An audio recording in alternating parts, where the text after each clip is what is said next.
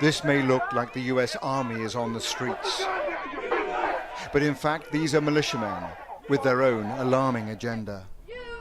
We were witnesses to this extraordinary development, a major US city in the hands of self-confident and heavily armed militias, with police and civic leaders nowhere to be seen.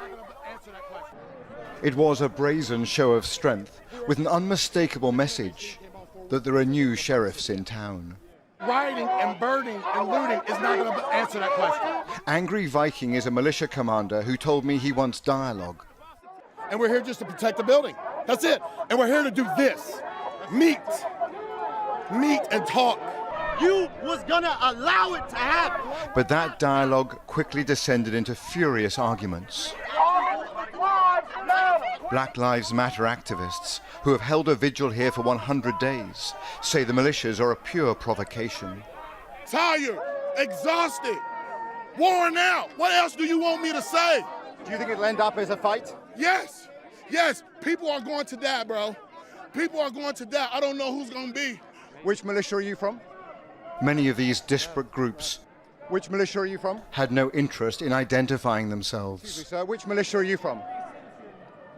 We are all Americans here. We're all Americans here. We're all here for the same. We're all here actually against you. Is what we're here against. You're impeding me from moving my group that way right now, are you not?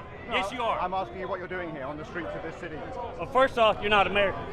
One of the most bizarre features here is this mosaic of different groups. We've got protesters, counter-protesters, we've got militias, we've got other armed groups who refuse to identify themselves. All of it is a recipe for confusion on the streets of Louisville and potentially for chaos. I'm not going to bring a knife to a gunfight, sir.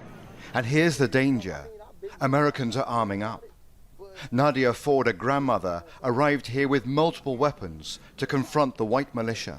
We've tried peaceful for years upon years, and it has gotten us nowhere. They murder us for being peaceful. So only when we stand up do they maybe take us seriously. And that's what we're going to do. We're going to stand up against this hate in America. Eventually, some police did break cover, and this civil rights lawyer, heavily armed himself, said his aim was to run the militias out of town amid multiple threats to his life. They've said they're going to blow out the back of my brains and they'll find out where I live, et cetera, et So cetera. where is America that a lawyer has to walk the streets with body Thank armor, you. a pistol and a long arm? Thank you. Well, because I'm going to defend myself and I'm not going to be shot down in the streets.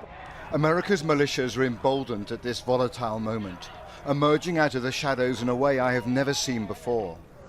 When I move you to the street, you will load your weapon.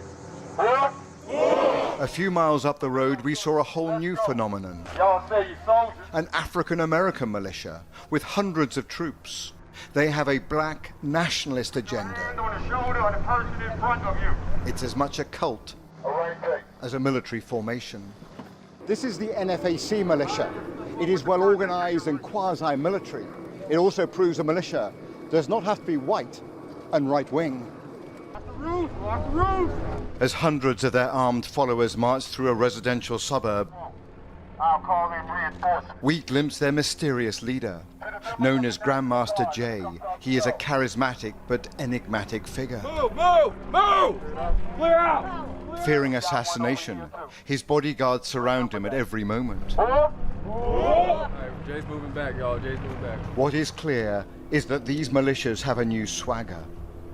While the election campaign gathers pace, other forces are showing they will fill the security void after this long summer of protests and violence.